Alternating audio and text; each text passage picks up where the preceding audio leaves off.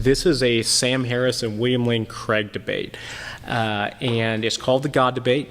It was a great debate. I mean, they kind of went back and forth. There's a lot here.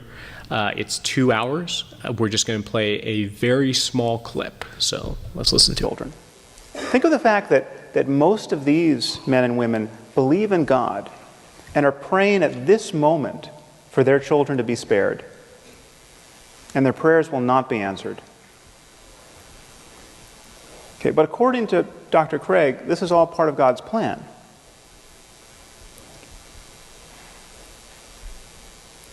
Any God who would allow children by the millions to suffer and die in this way, and their parents to grieve in this way, either can do nothing to help them or doesn't care to. He is therefore either impotent or evil. All right, we can stop there. Oh, I love unpacking this one so much from the beginning to the end. We could have paused that every 2 seconds. Yeah. Look, this debate was very interesting. Mm-hmm. If you watch the full thing, William Lane Craig, I could tell he was trying to stick to topic. Sam Harris, whenever William Lane Craig provided, this is my opinion, whenever William Lane Craig applied some sort of logic to support his arguments, Sam Harris would always appeal to emotions. And that's what this was. This was an appeal to the emotions. How could a good God allow suffering? Well, this is one of my favorite, and this is a very, very, very common thing that keeps people from faith. I love that we got to this topic. In my opinion, this is the meat of what to talk about tonight. So when it comes to this, it's the idea that there's pain and suffering, there's injustice in this world. How on earth can God be all-powerful and all-loving if there's pain and suffering? And first off, you have to talk about the fact, logically, that there's a fallen and broken world, that wasn't God's design, that sin entered into the world because of human pride. We wanted to be like God in the garden, and we took it upon ourselves to be like God, knowing the difference between good and evil, and we went ahead and took the fruit.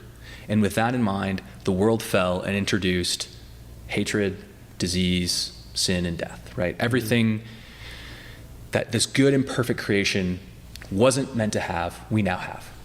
But we have a God that is so good and is so kind and is so generous and is so loving that he himself sent his son to step in to defeat those things and suffer what we should have suffered, every single one of us, and die on the cross. And that's the emotional appeal when you say God's got a plan through this pain.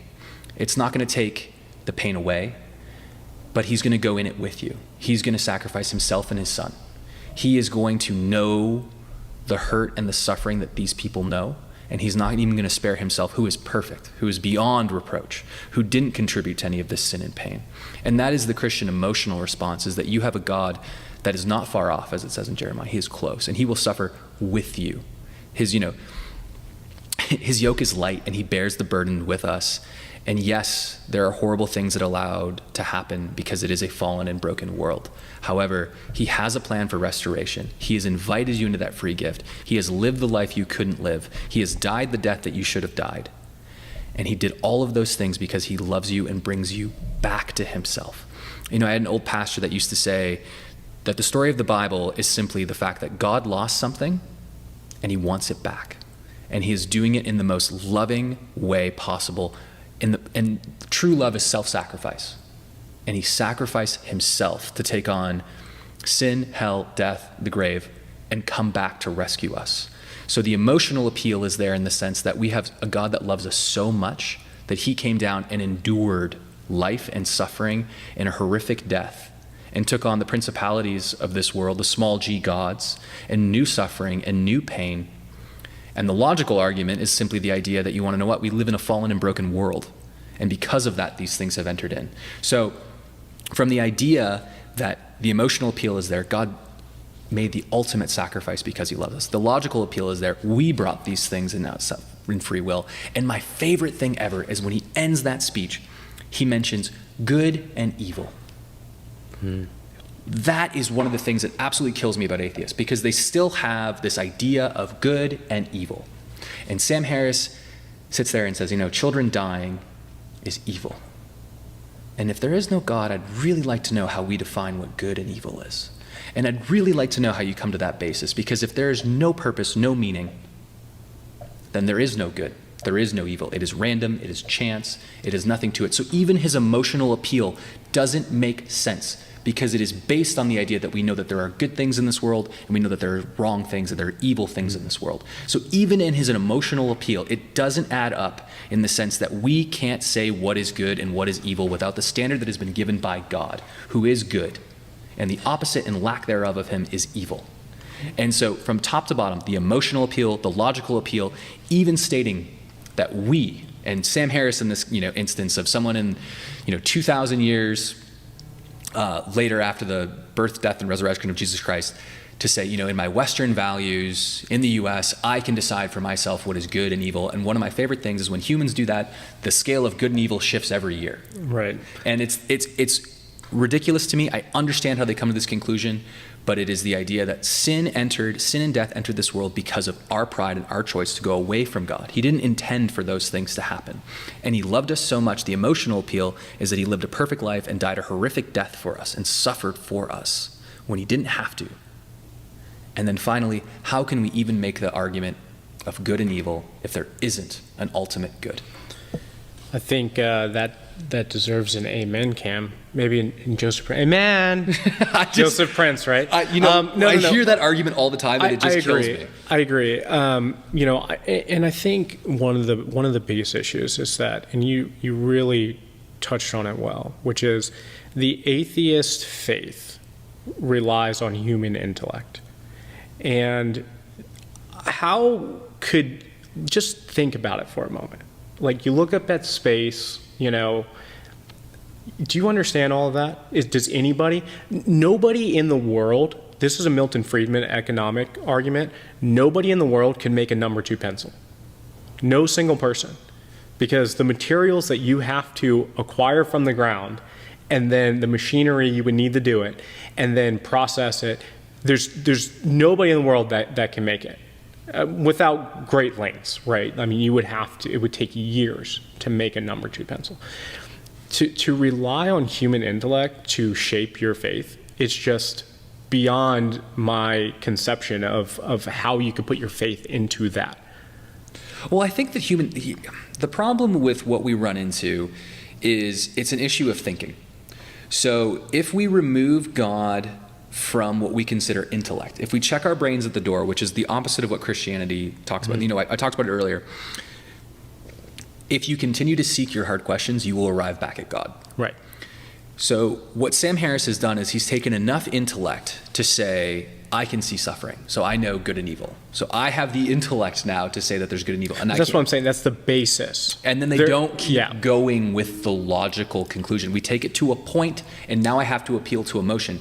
Because as the atheist in this debate, what he has done in this instance is he has taken the logical approach off the table. Right. I'm going to cherry pick something, good and evil, without any basis for those things. And I'm going to then say, this is really sad, this is really horrible, how could that be good? And it just doesn't, it's taking such a myopic view, because if you run that all the way through, even that statement there, well, how do you define good? How do you define evil?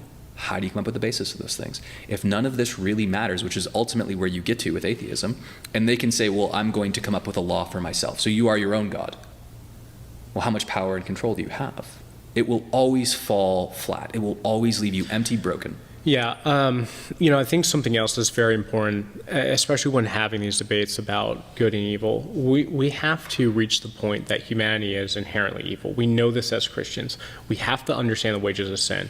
This is going to have to be an entire podcast in itself. It is how wicked and evil sin is. And we don't really understand it, to the extent that God does, because God is a holy God. And we can describe it in Joe Rogan terms if we want, because he likes to talk about aliens. I mean, imagine if an alien life force looked down on us that's super advanced. You don't think they're going to look at us as, like, insane? Do you know what I mean? Like, there's going to be an exponential difference between the morality and the ideology of an alien life force compared to humanity. And so our definition of good and evil and all those things are going to be so much different from that. And now we're talking about a holy God somebody who is exponentially greater than we are, exponentially. And so when we talk about good and evil, it's like we're applying definitions for things that like we can't even begin to comprehend. And so to say like, oh, well, we can understand God's not real because how would these different things happen? It's like, dude, we don't. Do you really understand want a God that you can fully comprehend? Yeah. Like, one of the things that's so interesting to me is the idea that I want to be like Abraham and I want to be a friend of God. Mm-hmm. You know, that is a desire of mine. And as Christians, we get to know God, but we are getting such a drop in the ocean Yes. of getting to know him and his character. And I think that's one of the comforting things is if God could be fully understood on this side of eternity, I don't think he'd be much of a God. And that's one of the really interesting things, because as humans, we want to say that we are in full knowing of God. Well, that would make him not God. Right. You know, the idea that he would then be fully encapsulated to another human. We can't fully know another human, let alone know another God. So when people talk about it in those terms, I kind of go, I don't want a God I can fully understand. I want him to be higher than me. And I think that's actually a very comforting thing. He can be known, but only to as much as I am able to know him. My ability to know him doesn't rest on him. It actually exceeds my capacity of understanding. Yeah, I mean, look, we see this at the end of Job, where God Yeah. humbles him, right? Look, this is something we can go on for a while. I think that there's a few topics that we can pull from this. I think it may be good to bring on some apologists who are maybe more specialized in different fields that we can go in a little bit deeper and, you know, help people have a better defense. You know, I mean, just microbiology. It'd be great to have a microbiologist who's an apologist on, because look, the smallest organisms operate as machines. Yeah. And Do machines just happen, or do you need a designer? Or how many amino there's acids to make a protein? Yeah. There are so many things. But I want to end this podcast with a last statement, and I think it is on the maybe a last conversation. And let's try to do this quick. Apologetics. How important is that to witnessing? I mean, if somebody comes at you, you know, and they're just like, I don't see how God could tell Abraham to sacrifice his son. Now, we could go into the apologetics. We can talk about how this points to Jesus. This was, and God is all knowing. He knew Isaac wasn't going to be killed, right?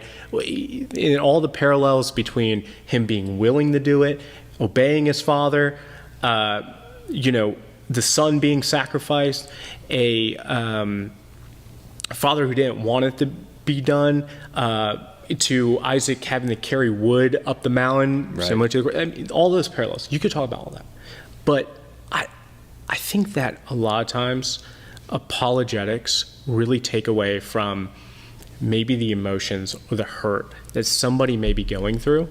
And where's the line between, hey, let me just blurt out this response to your thing, to, hey, let's have a relationship and let's sit down and talk and let me get to know you and let's see where that person is and actually love that person. Because I don't know how much just blurting out a defense is necessarily loving them. No. So there's 2 points I want to answer to this. One, I think all Christians should have like apologetics up to like the 202 level, just because it's good for you and you want to be able to give a response. Fair enough. I think there are some people that are called to go deeper, because, you know, sometimes I'm sure you've been to Bible studies where it was all emotion and you're sitting there being like, man, I can't handle this. There's no logic to this. Everything, all emotions are just bleeding everywhere from everybody. And there's a place for that. You know what? I'm not great with that. Yeah, there's a time and place for that. And there are some people that need to be deep apologists. There are some people that need to have their PhD in apologetics, so to speak, where they can go into the nitty-gritty details. That's important too. There's a space and a place for that where it's almost all logic. Okay, great, needed.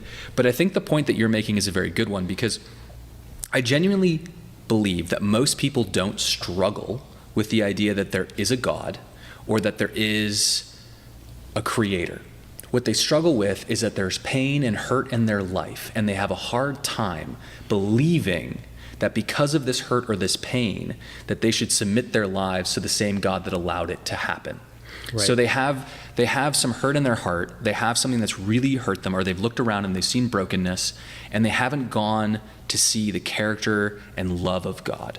So what you're saying is brilliant, because getting to know and unpack them, it's like, okay, if you're really hung up on the idea that there might be a firmament above the sky compared to a globe, like we've really got to unpack that. True, but I don't think that's really your problem. Yeah. I think something else has hurt you, so let's talk about why Jesus is still the answer to that hurt. Right. And he's Lord, by the way. That's a lot of people's problem, is the idea that if I admit that there's a creator and there's a God and there's good and there's evil, that has ramifications for my life and how I live.